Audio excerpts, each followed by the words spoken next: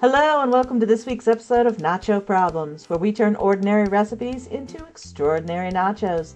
I'm Nacho Queen, but you can call me M.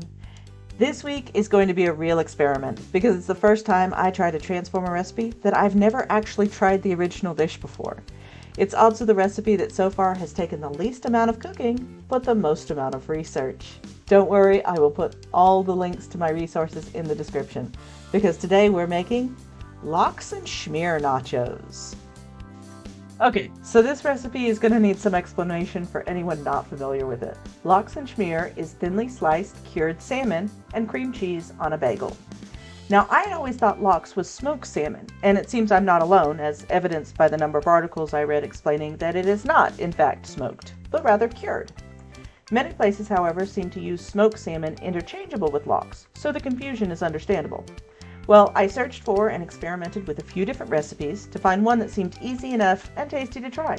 So let's get started. Step 1. The toppings. We're going in reverse order again today because our lox will be our topping and it takes a few days to prepare. As always with all my recipes, you should make whatever substitutions or take any shortcuts, such as store-bought lox or smoked salmon, that make you happy.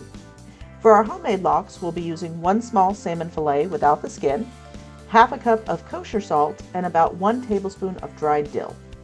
Now, one recipe I read suggested that the inclusion of the dill might make this more of a gravlax. Probably mispronouncing that, sorry. But gravlax also seems to include sugar and some other spices, so I'm not 100% sure. I'm going to use it because I love the flavor combination of salmon and dill. We're also going to need some cling wrap, 2 small pans, one that fits inside the other, and a couple of cans of vegetables or something other that can be used as weight.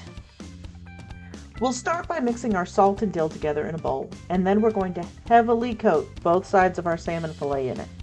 I know it looks like a lot of salt. It is a lot of salt, but remember, we're curing the salmon, we're not cooking it, and we will be rinsing this off in a few days.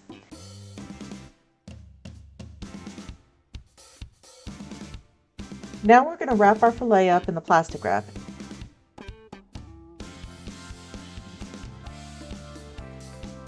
And then we'll place it in the bottom pan.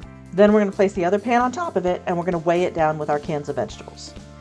All of this now goes into the fridge for 36 to 48 hours. About every 12 hours, we're going to take it out, unwrap it slightly to drain out any moisture that's collected, then rewrap it and put it back. Now that our lox is done curing, we can take it out and give it a good rinse in cold water. One recipe suggested soaking it in ice water for 30 minutes, and I did try this to cut down on the saltiness a bit.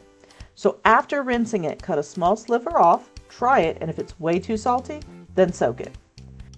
Okay, once we're sure we've got all the salt off, we'll move it to our cutting board. For slicing, you're going to need a decently sharp knife. We're going to turn our knife until it's almost parallel with the fillet and cut at an angle. This gives us nice, super thin slices. Just like that. Also for toppings, I have some capers, a little diced red onion, as well as some dried dill and chives. All of these just get sprinkled over the top. Step 2. The cheese. For our cheese, we only need 2 ingredients, cream cheese and some heavy whipping cream.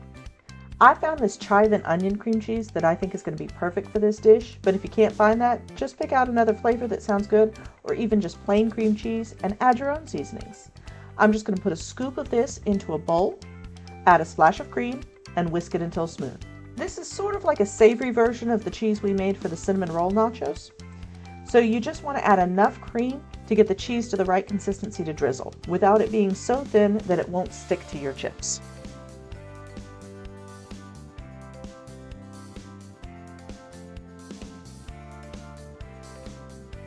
Step 3.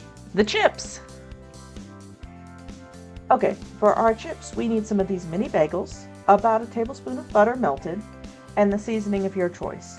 But I highly advise against any seasoning that contains salt. The lox really brings all the salt you need to this dish. I chose just some onion powder. To be honest, I'm going to recommend just buying the bagel chips at the store if you can find them, as I had a lot of trouble slicing these thinly. They were already semi-pre-sliced in half, so I tried to slice each half in half again. I did my best, but not all of them turned out well, so I took my unusable scraps and made breadcrumbs with them. Let's just pick out our best ones and arrange them on a baking sheet. We're going to brush them with some butter and sprinkle our seasonings on, and now just bake them at 350 for 7 to 10 minutes until golden and crispy. Now I think we're ready for step 4. Let's eat! Okay, we'll start by arranging our bagel chips. And now we're going to drizzle on our cream cheese. I probably should have thinned this out a little more. It's more like dolloping on our cream cheese.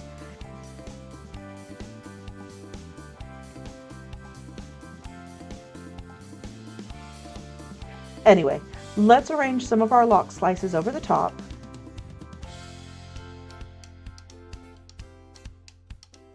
Now we'll add some red onion for color and some extra bite.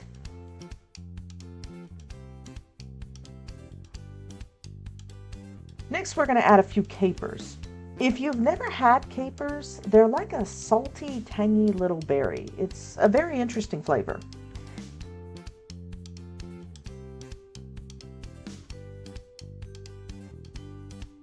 Now I think just a sprinkle of chives and some dill, and that's it. Now I have many taste testers, and I know this recipe is perfect for the one I like to call Jimmy Buffett because he's always searching for his lost shaker of salt. But unfortunately he's out of town this week, so we'll have to settle for cameraman.